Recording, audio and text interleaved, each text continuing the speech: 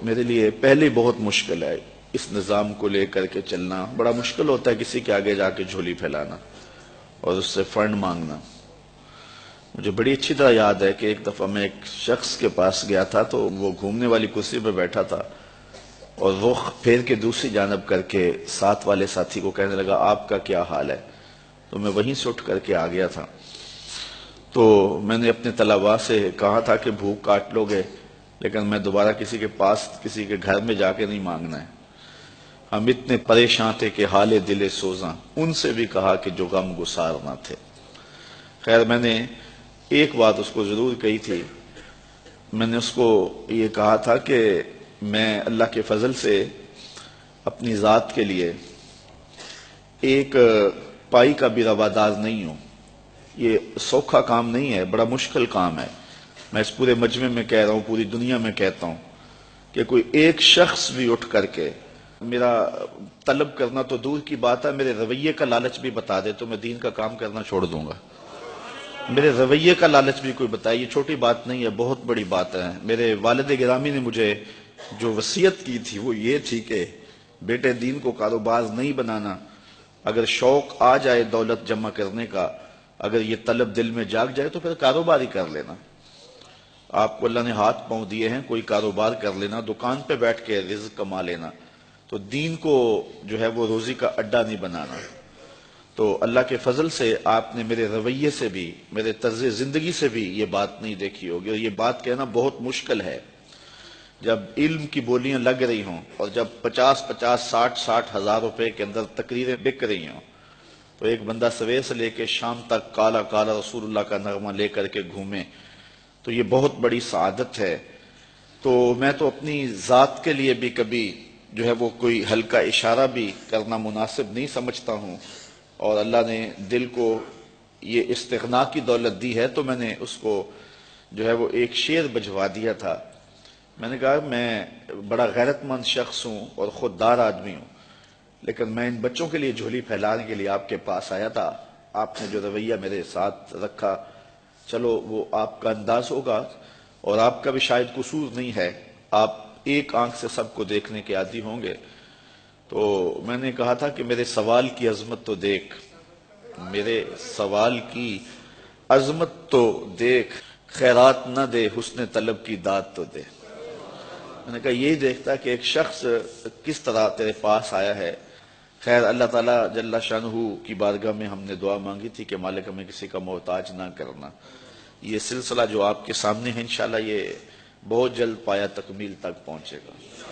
میرے عزیز نے بات کی، آج سے 4 ماہ قبل کی بات ہے کہ ایک پراپیگنڈا کے طور پہ پورے شہر میں یہ بات پھیلا دی گئی کہ یہ جگہ جو ہے یہ بیچ کے کھا گئے ہوئے ہیں. تو مجھے افضل کہنے لگا، میں جمعہ پڑھانے کے لیے ممبر کی جانب جا رہا تھا تو مجھے کہنے لگا کہ آج جمعے میں آپ نے وضاحت کرنی ہے کہ جگہ ہم نے نہیں بیچی ہے، یہ محض پراپیگنڈا ہے. تو میں نے اسے کہا کہ مجھے بتانے کی ضرورت نہیں ہے، حالات آئیں گے تو وقت خود بولے گا. تو یہ ہم کس کس کی صفائیاں دیتے پھرے، لوگ ہمیں گالیاں نہیں دیتے، لوگ کیا کچھ نہیں کہتے ہیں. تو جو کسی کے من میں ہے وہ کیا، کسی نے کہا نصیب اپنا اپنا، مقام اپنا اپنا، کیے جاؤ میں خارو کام اپنا اپنا. اب تو لوگوں کا محبوب مشغلہ بن گیا ہے ہمیں چھیڑنا، ہمیں تکلیف دینا، ہمیں اذیت پہنچانا. یہ ایک آپ کے شہر میں ایک شخص آ کر کے بڑی لمبی زبان سے یہ بات کر کے گیا ہے کہ رضا ثاقب نے تو دین کی لوٹ سے لگا دی ہوئی ہے اور وہ دہائی دیتا پھرتا ہے کہ پانڈے کلی کرا لو، مفت تقریراں کروا لو. اس نے تو دین کے وقار کو مجروح کر دیا ہے. یہ دیکھو بت کہیں ہمیں کافر خدا کی مرضی.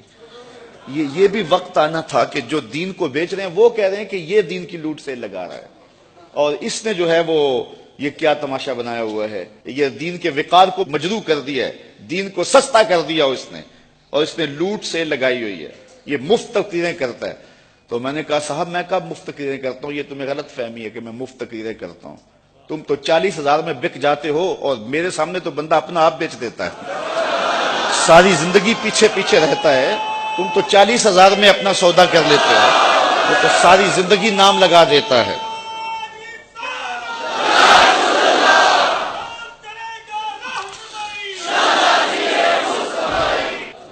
میں نے کہا تم تو 40,000 میں بکتے ہو لیکن لوگ جانے بھی دے دیتے ہیں اور کہتے ہیں یہ ابھی بیانہ ہے، ابھی قیمت تو باقی ہے۔